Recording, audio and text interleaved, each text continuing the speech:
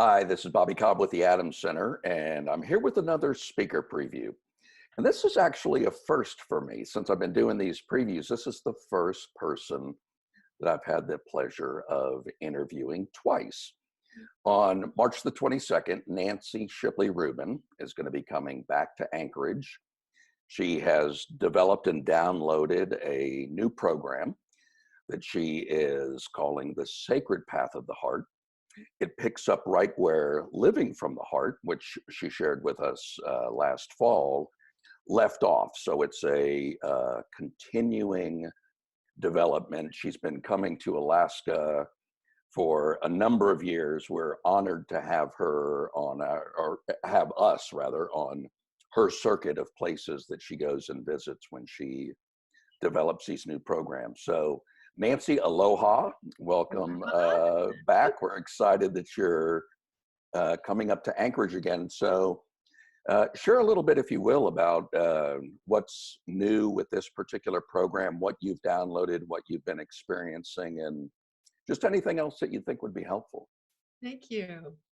It's good to be here, Bobby. I really appreciate you very, very much.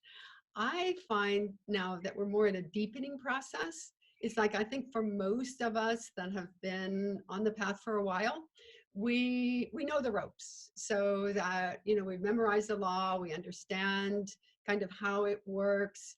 And so that part of us that wakes up to the idea of ourself as spiritual being, I think it's there.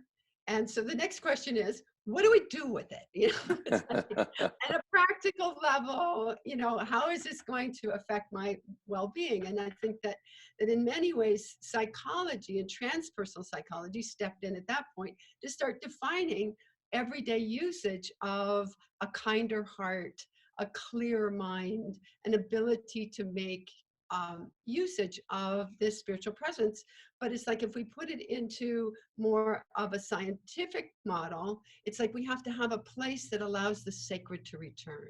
And so my goal now is to take what we have accepted and developed around our own potential and bring the sacred presence back in a way that's grounded and clear and connected, where in the past, often when we would have a sense that we start introducing the sacred, we would start moving to a different plane or a different plateau that many people would say it was fantastic, but it would fade away. All right. Right? So they would have this experience and they would have this feeling that, they truly were in a place of connection, their presence was right there. And that what I find for people is then we go off and basically live our life and enjoy what we need to. And then we come back when we need it. And so that's where I think that the aspect of the concentration and attention of us when we're suffering, when we're in between the worlds, when we're having an issue of life and death, that's when we would end up coming back to the sacred and be able that it gets real. I mean, that's when I see people showing up on my doorstep, is we come because we need it. And so I think we're at a point now, for those of us that are ready, that we're going to move beyond the sense of that kind of needed aspect and get in and be able to have an understanding of how to make this work kind of on its next level. So it isn't just an emergency treatment. It isn't just a connect in that way, but for us to build our presence strong enough that we can stay connected to it all the time consciously. When we're suffering, our attention is very focused and it's very dynamic, and it gives the magnetic power to make that connection. I feel we're ready to make that connection now for the service of our deeper heart self and for the way that we're here to connect to community. We need a more conscious field on this planet. Yes, we do. And we need to honor the suffering that has been taking place, not just try to get rid of it or move it away, but to be able to utilize it if it's there. And also understanding that for those of us that have done the work, we're being called to another level. And we need to respond, and we need to support each other within that calling. I don't think nobody can do it by themselves anymore. So when we gather our groups, we gather so that people can understand that there's a common support power. And that's what the Adams Center is about, is creating a positive support power. You go there and you get fueled for your week. You go there and get reminded, if you've lost or moved to a place of separation, that there's more. And so that the sacred path of the heart is to now get us comfortable using the sacred as our sense of our road to work, so to speak. It's like Right. the path that's not out there when we are going to be because we're suffering or because we're in some exalted state, but more in a sense that it gets integrated so that the parts of ourselves, the parts of our most intimate part of our nature, wake up. And you can feel it when it happens. Absolutely. And that's what I think we're here to do it. I think we're ready. I think we're, and so that what we like to do is just provide a platform for people who feel that they're ready. We have a lot of information. We have a lot of experience. And the group is solid. It's a beautiful kind of support. It's not cliquish. And so that is like from that point, it makes a space for those to really recognize that they're ready to do this in a bigger way, in a way of service.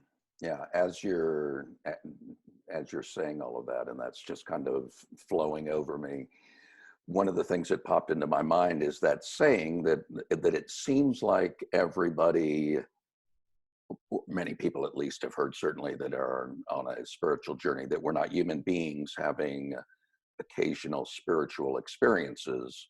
Rather, we're spiritual beings having a human experience. And that seems like many people know that, and I when I quote that, I often get people going, "Oh, I love that saying." Yeah.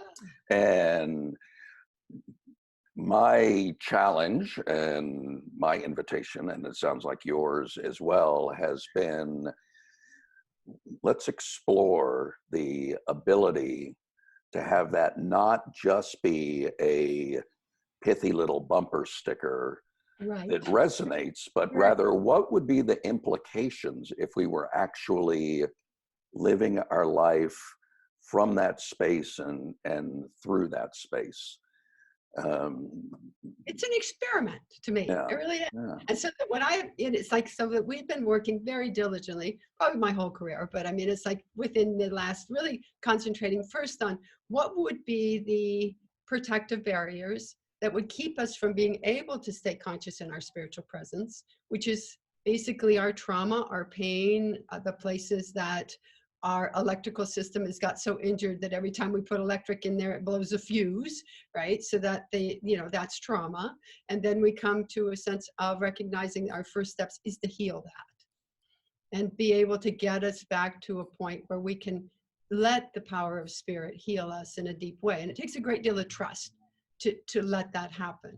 It's like yeah, once you have a sense that you're no longer, it's like that you're no longer this down here suffering, looking for something out there to save, and you come into a place of equality, then it's more of a mentorship, really, where you have this presence that's always there. It's like a chair. It's always there for you. And it's like, and so that when you sit in it, your world is different and you have an experience of that difference. And then you get up and run around and do your world.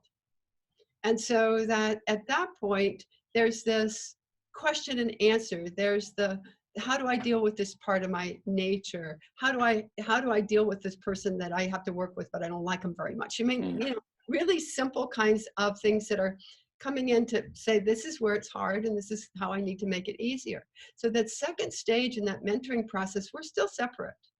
It's like we still have this level of consciousness, this presence that's here.